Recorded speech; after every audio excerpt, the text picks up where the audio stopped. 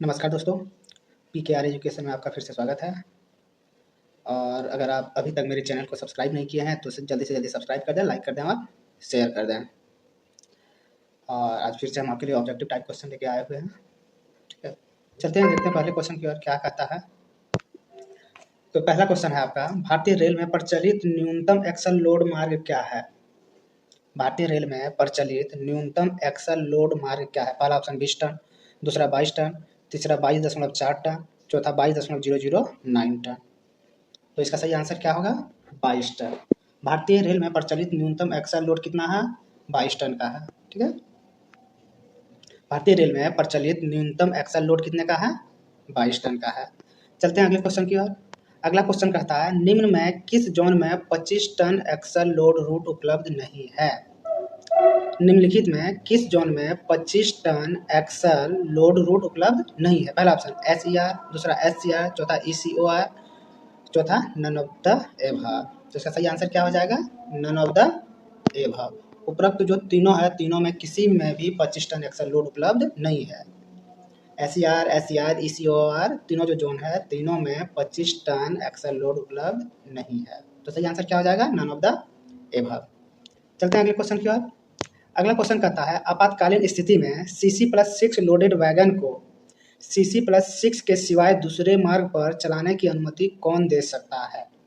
पहला ऑप्शन है PCE, दूसरा PCO, तीसरा CRS, चौथा DRM। तो इसका सही आंसर क्या हो जाएगा? PCE। क्या आंसर हो जाएगा? PCE। क्वेश्चन क्या कह रहा था? आपातकालीन स्थिति में CC+6 लोडेड वैगन को CC+6 के सिवाय दूसरे मार्ग पर चलाने की अनुमति कौन दे सकता है? इसका सही आंसर क्या हो जाएगा? PCE। चलते हैं अगले क्वेश्चन की ओर। अगला क्वेश्चन है, मिनी रेक के बारे में कौन सा कथन सत्य नहीं है? क्वेश्चन क्या है? मिनी रेक के बारे में कौन सा कथन सत्य नहीं है? पहला ऑप्शन, मिनी रेक को लौह अयस्क के साथ लोड किया जा सकता है। दूसरा, ट्रेन लोड क्लास में मिनी रेक चार्ज किया जाता है। तीसरा, मिनी रेक की अनुमति केवल ढके वाहनों में है। चौथा, मिनी रेक लोडिंग या अनलोडिंग के लिए खाली समय 5 घंटा का है। ठीक है, तो क्वेश्चन कह रहा है कि मिनी रेक के बारे में कौन सा कथन गलत है, यानी सत्य नहीं है। तो कौन सा गलत है?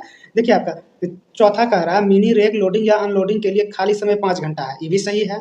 मिनी रेक की अनुमति केवल ढके वाहनों का है, जो कवर्ड वाहन होता है वही मिनी रेक हो सकता है। ठीक, दूसरा कह रहा है कि ट्रेन लोड क्लास में मिनी रेक चार्ज किया जाता है, ये भी सही है। पहला कह रहा है कि मिनी रेक लौह अयस्क के साथ लोड किया जा सकता है, नहीं, मिनी रेक को लौह अयस्क के साथ कभी भी लोड नहीं किया जा सकता है। तो कौन सा कथन गलत है? 1 नंबर, मिनी रेक को लौह अयस्क के साथ कभी लोड नहीं किया जा सकता है। ठीक, बाकी ये 3 जो है, ये 3 मिनी रेक के बारे में सही कह रहा है। मिनी रेक लोड क्लास में चार्ज किया जाता है। ठीक, मिनी रेक की अनुमति केवल ढके यानी कवर्ड वागन में है। मिनी रेक लोडिंग या अनलोडिंग का खाली समय कितना है? करीब 5 घंटे का है। चलते हैं आगे। अगला सवाल है, विस्फोटकों को कितने वर्गों में बांटा गया है? विस्फोटक, एक्सप्लोसिव, ठीक है, कितने वर्गों में बांटा गया है? पहला 3 वर्ग में, दूसरा 5 वर्ग में, तीसरा 7 वर्ग में, चौथा 9 वर्ग में। तो इसका सही आंसर क्या हो जाएगा? 7 वर्ग में। विस्फोटक को कुल 7 वर्गों में बांटा गया है। ठीक है, चलते हैं अगले क्वेश्चन की ओर। अगला क्वेश्चन कहता है, इंजन ऑन लोड योजना के तहत BTPN प्रकार के वाहनों को खाली कराने का फ्री समय क्या है? एक योजना है इंजन ऑन लोड, ठीक है, तो इंजन ऑन लोड योजना के तहत BTPN प्रकार के वाहनों को खाली कराने का फ्री समय क्या है? पहला ऑप्शन 5 घंटा, दूसरा 6 घंटा, तीसरा 9 घंटा, चौथा 7 घंटा। तो इसका सही आंसर हो जाएगा 1 नंबर, 5 घंटा। ठीक है, इंजन ऑन लोड योजना के तहत BTPN प्रकार के वाहनों को खाली कराने का सही समय क्या है? 5 घंटा। ठीक है, चलते हैं अगले क्वेश्चन की ओर। अगला क्वेश्चन है, गाड़ी यात्री का ब्लॉक सेक्शन में, यानी यात्री गाड़ी पैसेंजर ट्रेन ब्लॉक सेक्शन में कितने लेट होने पर पिछले स्टेशन को सूचित करना चाहिए तथा उसे लेट गाड़ी माना जाएगा? क्वेश्चन को फिर से समझते हैं। कोई भी यात्री गाड़ी है, ब्लॉक सेक्शन में 2 स्टेशन के बीच का जो सेक्शन कहलाता है वो ब्लॉक सेक्शन कहलाता है। उसमें कोई भी गाड़ी अधिकतम कितना, अधिकतम मिनिमम मिनिमम 10 मिनट भी अगर लेट हो जाता है, ठीक है, ज़्यादा हो जाएगा तब तो लेट होगा ही, मिनिमम 10 मिनट तक अगर यात्री गाड़ी लेट हो जाता है तो उसे लेट गाड़ी माना जाएगा और पिछले स्टेशन को इस हेतु सूचित करना होता है। तो पहला ऑप्शन है 5 मिनट, दूसरा 10 मिनट, तीसरा 15 मिनट और चौथा 30 मिनट। तो यात्री गाड़ी अगर 10 मिनट ब्लॉक सेक्शन में लेट हो जाएगा तो उसको लेट ट्रेन माना जाएगा, और मालगाड़ी अगर 20 मिनट लेट हो जाता है तो उसको लेट ट्रेन माना जाएगा। ठीक है, तब जब यात्री गाड़ी ब्लॉक सेक्शन में 10 मिनट तक अगर लेट हो जाता है तो उसे लेट ट्रेन माना जाएगा और इस हेतु पिछले स्टेशन को बताना होता है। चलते हैं अगले क्वेश्चन की ओर।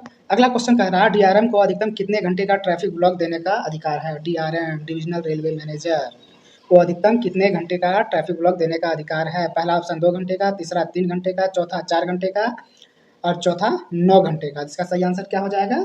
4 घंटे का। एक डीआरएम जो होता है डिविजनल रेलवे मैनेजर, वो अधिकतम 4 घंटे का ही ट्रैफिक ब्लॉक दे सकते हैं। समझ गए? डीआरएम कितने घंटे का ट्रैफिक ब्लॉक दे सकते हैं? मात्र 4 घंटे का। चलते हैं अगले क्वेश्चन की ओर। अगला क्वेश्चन कहता है कुछ शर्तों के अधीन जीएम जनरल मैनेजर, ठीक है, एनआई वर्क के लिए कितने दिनों की मंजूरी दे सकता है। जीएम जनरल मैनेजर जो कि जोनल लेवल का होता है, जब एनआई वर्क होगा तो कितने दिनों तक के एनआई का मंजूरी दे सकते हैं। पहला ऑप्शन 3 दिन, दूसरा 4 दिन, तीसरा 6 दिन, चौथा 9 दिन। तो इसका सही आंसर हो जाएगा 3 दिन। जीएम 3 दिन का ही एनआई वर्क का मंजूरी दे सकते हैं और डीआरएम 4 घंटे का ट्रैफिक ब्लॉक दे सकते हैं।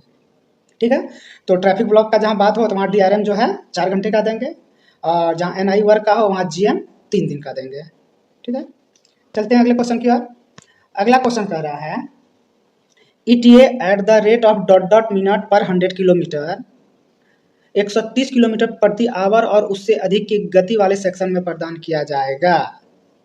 ठीक है, ETA at the rate of dot dot minute प्रति 100 किलोमीटर, ठीक है, 130 किलोमीटर प्रति घंटा और उससे अधिक की गति वाले सेक्शन में प्रदान किया जाएगा। पहला ऑप्शन 4 मिनट, दूसरा 6 मिनट, तीसरा 8 मिनट, चौथा 12 मिनट। तो इसका सही आंसर क्या हो जाएगा? 6 मिनट। ठीक है, ईटीए 6 मिनट प्रति 100 किलोमीटर 100 किलोमीटर प्रति घंटा और उससे अधिक चलने वाले गति से चलने वाले सेक्शन में प्रदान किया जाता है। ठीक है, ईटीए जो है 6 मिनट प्रति 100 किलोमीटर, ईटीए जो है 6 मिनट प्रति 100 किलोमीटर कहाँ प्रदान किया जाता है? 130 किलोमीटर प्रति घंटा या उससे अधिक चलने वाले सेक्शन में प्रदान किया जाता है। तो दोस्तों आज ये आपका अंतिम सवाल था और अभी तक अगर आप मेरे चैनल को सब्सक्राइब नहीं किए हैं तो जल्दी से जल्दी सब्सक्राइब कर दें, लाइक कर दें और शेयर कर दें। जय हिंद, जय भारत। तो दोस्तों अगर आप मेरे चैनल पे नए हैं तो सबसे पहले PKR एजुकेशन को सब्सक्राइब करें, ज़्यादा से ज़्यादा शेयर करें, लाइक करें और बेल घंटी बजा दें ताकि इसी तरह के अच्छे अच्छे वीडियो तथा मज़ेदार वीडियोज़ के आपको नोटिफिकेशन मिलता रहे। धन्यवाद दोस्तों, हम आपसे विदा चाहते हैं।